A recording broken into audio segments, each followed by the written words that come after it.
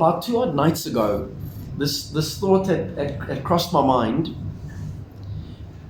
I was sitting on the rocking chair. Now, obviously, if ever you've had children, or if you've had like a younger brother or a younger sister, obviously there are most definitely there are gifts from God, right? The Bible tells us that there are definitely gifts from God.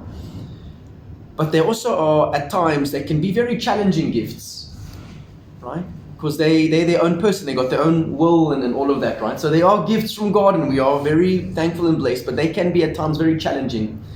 And this thought had crossed my mind, so I'm sitting there in the rocking chair like Obas by the house, and wifey's got Eliana there in her arms, and she's trying to just kind of bring some calmness over her and so forth. And this thought crosses my mind as I'm hearing Eliana busy crying. This thought crosses my mind to think, yet my respect level for God had increased by 100,000, because I'd realized, okay, currently at present moment, there are slightly over 7 billion people on planet Earth, right? We've got one child at present moment. I mean, God at present moment's got over 7 billion children on planet Earth. That's just at present moment. I'm not even talking about throughout the ages, throughout history. And yet not once has God lost his cool. Not once has God lost control. Let's be honest. Sometimes as a parent, maybe you lose a bit of control, you lose, a bit of patience or whatever the case might be. And we went for on Friday, we went for a 6-week checkup at the pediatrician for Eliana.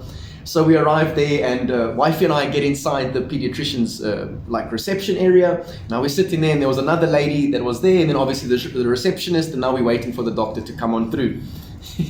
So the receptionist asks us, so how are you guys experiencing the child? So I say to the lady, listen, it's a glorious time. It's really awesome. It's really great. And then I said to her, it also showcases to you as a parent where you are lacking Jesus inside of your life.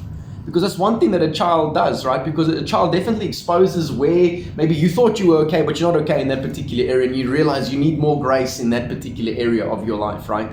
But I think with God, if you look back at it, not once throughout history has he lost control. Not once has he lost the plot and just kind of, punch everyone through the face. Not once has he done that. He's always been in control no matter what.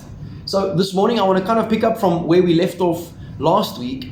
And last week, I don't know if I even shared the title of the message last week with you guys, but for the sake of today, I'll just kind of share the title with you. It's kind of like a 2-in-1 part over there, which is, the first part of the title is just no more limits.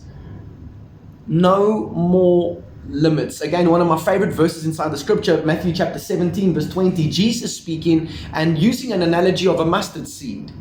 And he said that if you have faith, nothing will be impossible for you. If you have faith, nothing will be impossible for you. And also what I love about what he said it's not if you have faith as big as the seed of a mango or like an apple seed, because those are pretty big seeds, right? But he said if you have faith as small as what? A mustard seed, which is tiny. Okay, but that small tiny seed, once it's actually planted, a mustard seed, if you've ever gone onto Google, I'll actually maybe some homework for you guys, go into Google and Google mustard tree, and you'll see how huge these trees actually become. If you don't want to Google, I'll quickly go there for you, because I did kind of do that on my side. Hopefully it works. Okay, no, it's taking its time. Let me cancel this. Let me just show you like this. It seems to be frozen. Okay, but anyway, the point is that it's huge, it's massive. Let me try and paint you a picture through the scripture as to how big the tree is. Jesus in Matthew 13 rather, says these particular words.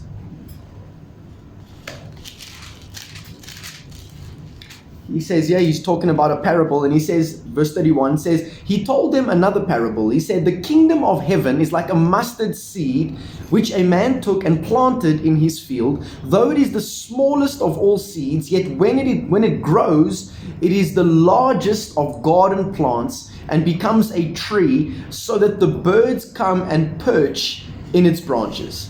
Okay, so here we see again how God can take something that is literally nothing, something that is small, something that is insignificant, something that maybe even perhaps the world at times will throw away. Okay, how God can take that small little mustard seed and grow it into one of the largest of trees or garden plants in a garden. Okay, because God is able to take again nothing and ultimately turn it into something.